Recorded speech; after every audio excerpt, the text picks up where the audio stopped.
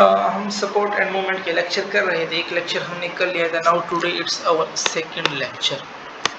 Okay, आज हमारे पास टॉपिक है बोन सेल। अच्छा, अगर पूछ लेना स्टेम सेल, इनका जो स्टेम सेल होता है ना हमारे पास, वो हमारे पास ओस्टियोजेनिक सेल जो है ना, वो हमारे पास इनका स्टेम सेल होता है। ठीक है, जो हमारे पास एंडोस्टियम पेरिओस्टियम की सेल्यूलर लेयर में पाया जाता है, और फिर ये ओस्टियोजेनिक सेल जो है ना, ये फिर ओस्टियोब्लास्ट में हमारे पास डेवलप होता है। ठीक है, अच्छा, बोन सेल में हमारे पास यानी ओस्टियोजेनिक सेल को हम प्रोजेनरेटर सेल भी कहते हैं, स्टेम सेल। ओस्टियोब्लास्ट हमारे पास इमेच्योर होता है, आपसे पूछ सकते हैं। ठीक है, ये हमारे पास बोन फॉर्मिंग सेल होता है, ये हमारे पास मोनोन्यूक्लिएटेड सेल होता है। ठीक है, इसका फिर जो हमारे पास मैच्योर फॉर्म है ना, उसको फिर हम क्या कहते हैं, ओस्टियोसाइट कहते हैं। It's a mature form. ये हमारे पास होम्योस्टेसिस को मेंटेन करता है। ठीक है, मेंटेन होम्योस्टेसिस हमारे पास।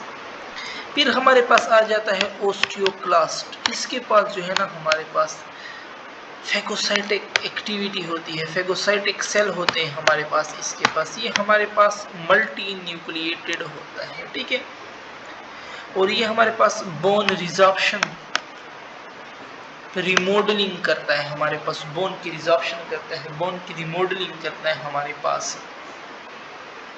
अच्छा, आपसे पूछ सकते हैं कि ओस्टियन यूनिट हमारे पास है ना, ओस्टियन।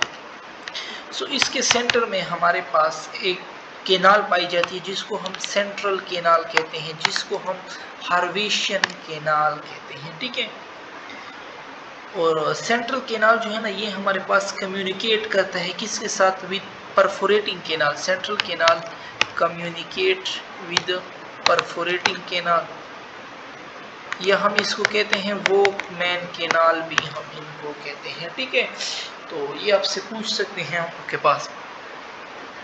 अच्छा, हमारे पास ओस्टियन जो है हार्वेशन सिस्टम भी ये हमारे पास कहलाता है। ठीक है, और ओस्टियन के अंदर फिर हमारे पास ये हार्वेशन सेंटर में हार्वेशन केनाल पाए जाते हैं, ब्लड सेल वगैरह भी हमारे पास इनमें पाए जाते हैं। ठीक है, अच्छा, इसका आपसे मैट्रिक्स पूछ सकते हैं बोन का, तो इसमें हमारे पास कोलेजन टाइप 1 होता है। ठीक है, बोन का कोलेजन टाइप 1 पाया जाता है हमारे पास।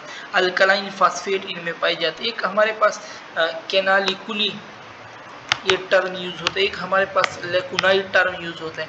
अच्छा, कैनालिकुली हमारे पास दो ओस्टियोसाइट के कनेक्शन को हम क्या कहते हैं, यहाँ पे भी ओस्टियोसाइट हो और ये कनेक्शन विद सेकंड ओस्टियोसाइट, इसको हम कैनालिकुली कहते हैं। लेकुनाई किसको कहते हैं, जहाँ पे ओस्टियोसाइट प्रेजेंट हो तो उसको हम क्या कहते हैं, that place is known as lacunae हमारे पास कहलाते हैं। ठीक है, अच्छा, हमारे पास ये वोकमैन केनाल हो गया है, यहाँ पे हमारे पास इनमें कैविटी होती है ना, इस कैविटी को हम क्या कहते हैं, that cavity is known as medullary cavity हमारे पास कहलाती है। ठीक है,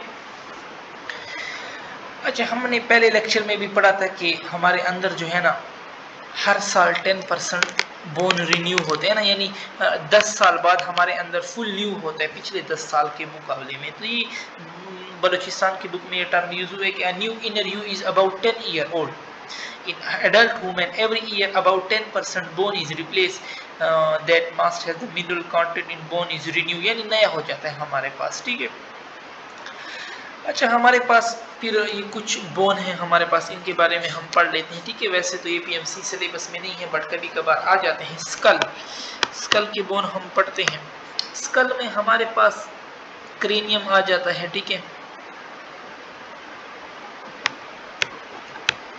क्रेनियम में हमारे पास अनपेयर्ड बोन भी मौजूद हैं, हमारे पास पेयर्ड बोन भी मौजूद हैं। पेयर्ड में हम टर्म यूज, पेयर्ड में हमारे पास जो बोन आते हैं ना, अनपेयर्ड में हमारे पास हम यूज करते हैं फोस, यानी फ्रंटल, ऑसिपिटल, स्फिनाइड, एथमाइड हमारे पास हो गए, और पेयर्ड में हम यूज करते हैं पीटी, यानी पेराइटल और टेम्पोरल हमारे पास हो गए। ठीक है, इसी तरह फिर हमारे पास जो हमारे पास फेस है इसमें हमारे पास अनपेयर्ड बोन आ जाते हैं, ठीक है। फेस में हमारे पास वो भी हमारे पास स्कल का पार्ट है, ठीक है। फेस में अनपेयर्ड भी आते हैं हमारे पास, पेयर्ड भी आते हैं। अनपेयर्ड में वीएम यानी वूमर और मैंडिबल आते हैं, और पेयर्ड में हमारे पास PMLN याद कर लो और IZ याद कर लो। P mean palatine, M mean maxilla, L mean lacrimal, N mean नजर, M मीन इंफीरियर पोंचा और Z मीन ज़ाइगोमैटिक। ये आपसे पूछ सकते हैं, ठीक है।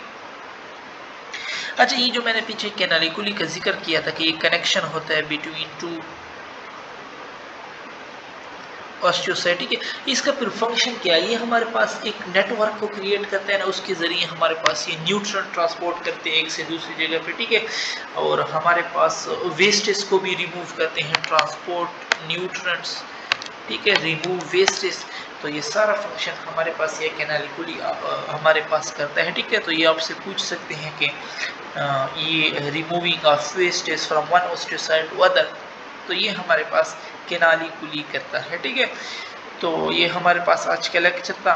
इंशाल्लाह नेक्स्ट लेक्चर में फिर हम कंपोजिशन ऑफ बोन के बारे में पढ़ेंगे।